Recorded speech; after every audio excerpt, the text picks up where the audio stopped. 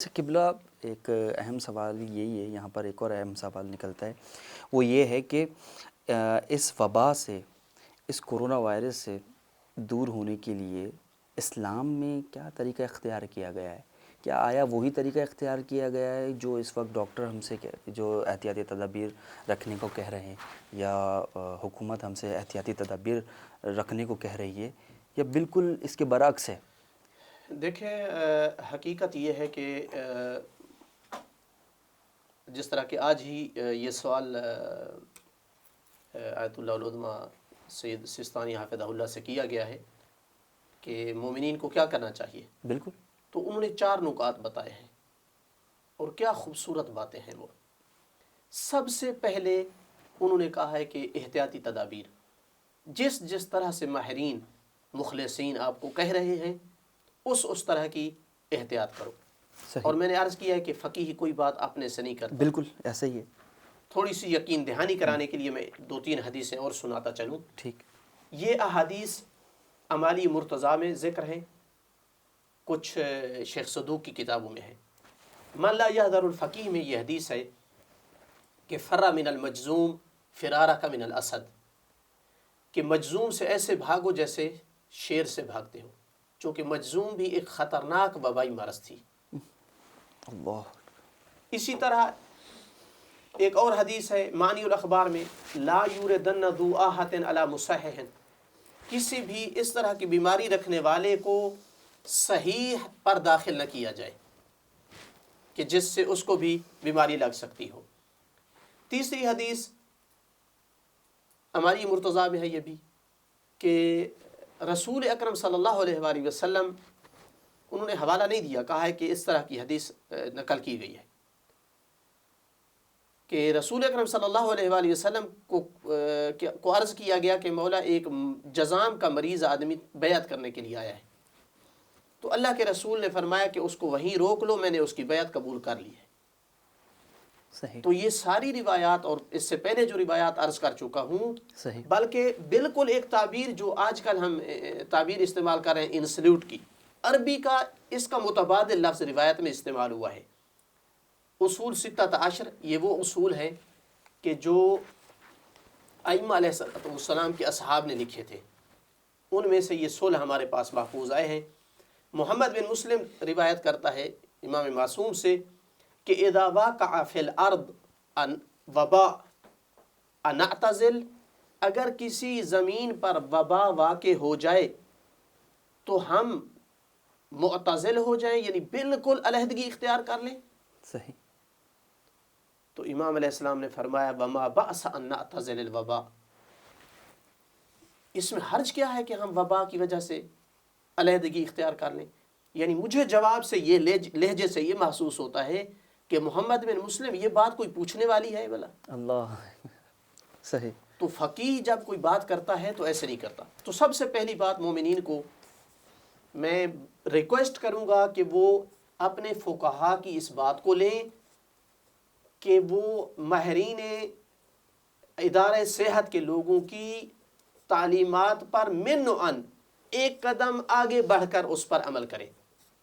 یہ عقیدہ توحید کے منافی نہیں ہے، یہ ہمارے ایمان کے منافی نہیں ہے، بلکہ عین توحید عین ایمان ہے کہ اس وقت کا تقاضا ہے کہ اپنی جانوں کو محفوظ کرنے کے لیے، دوسروں کو محفوظ کرنے کے لیے ہم ایک دوسرے سے جدا رہیں.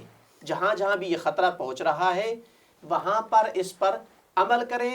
ورنہ آغا سستانی نے یہ بھی فرمایا ہے کہ اگر کسی نے بے احتیاطی کی اور اپنی جان کھو بیٹھا تو عند اللہ معذور نہیں ہوگا، اور اگر کسی اور تک بے احتیاطی کی وجہ سے جانتا تھا، بے احتیاطی کی وجہ سے اور تک وائرس کے پہنچنے کا سبب بنا اور وہ بندہ دنیا سے چلا گیا تو اس کے یہ قتل کا ضامن ہے.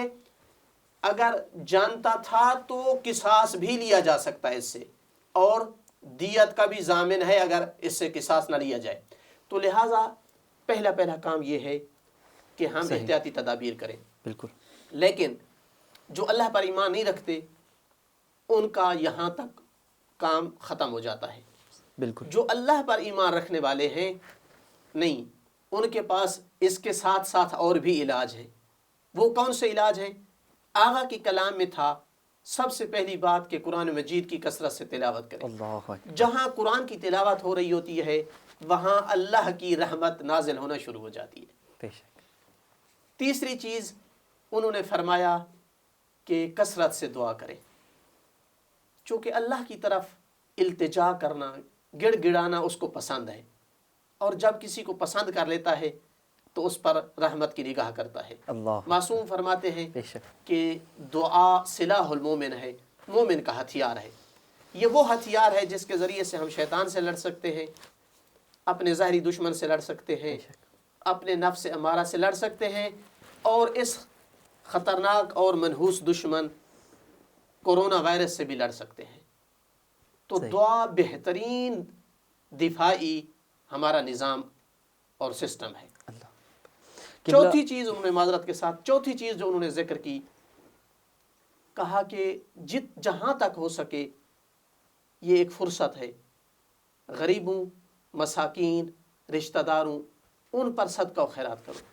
صحیح. اگر کر سکتے ہو، اگر ایسا بھی کر سکتے ہو کہ تم اپنے لیے پہلے سے تھوڑا یوز کرو، باقی بچا کر ان گھروں تک پہنچاؤ جن گھروں کے آج کل چولہے جلنا بند ہو رہے ہیں، اللہ اکبر. جو ایک دہاڑی سے مثلا اپنی روزی کماتے تھے بے شک. اور ان کی وہ دہاڑی آج کل بند ہو چکی ہے. صحیح. ان کی تائید کے لیے ایک میں حدیث سناتا چلوں، وہ بھی وبا سے ہی متعلق ہے. بسم اللہ. اور امام علیہ السلام نے اس کے بارے میں کیا فرمایا. ایک آدمی ہے کہ جو امام علیہ السلام کی خدمت میں حاضر ہوتا ہے، کہتا ہے کہ مولا مجھے میرے رشتہ داروں نے بہت تنگ کر رکھا ہے، بھائیوں نے، چچا زاد بھائیوں نے، مشترک گھرانے تھے ہمارے، مشترک گھر تھے ہمارے، صحیح. انہوں نے مجھے صرف ایک کمرے میں محصور کر دیا، باقی سب کے سب گھر انہوں نے لے لیے، اب میرا کیسے گزارا ہو. انتہائی پریشان تھا. امام نے فرمایا صبر کرو. صبر کیا. 131 ہجری میں ایسی وبا آئی کہ وہ سب کے سب مر گئے، صرف یہ زندہ رہا. اللہ اکبر.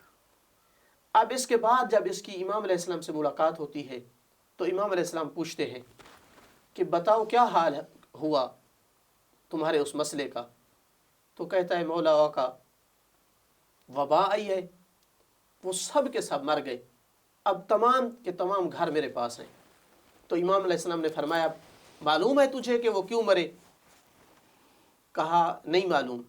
کہا اس لیے کہ وہ قطع رحمی کر رہے تھے، تیرا حق کھا رہے تھے، تیرے ساتھ زیادتی کر رہے تھے، اس لیے وہ سب کے سب مر گئے اور تو زندہ رہا، حالانکہ اب تو بھی نہیں چاہتا ہوگا کہ وہ مر جاتے. کہا یقیناً میں نہیں چاہتا تھا کہ میرے بھائی، میرے چچا زاد مر جاتے، لیکن صحیح. بہرحال ایسا ہوا کہ اپنے رشتہ داروں کے ساتھ زیادتی کی وجہ سے وہ وبا کا شکار ہو گئے. صحیح. تو لہٰذا ایک بہترین فرصت ہے آج ہم جن لوگوں پر زیادتی کی ہے معاف کریں، جن کے حق ہے ان کو واپس کر دیں، بلکہ اس کے ساتھ ساتھ اپنے مال سے غریبوں اور مسکینوں کو پہنچائیں.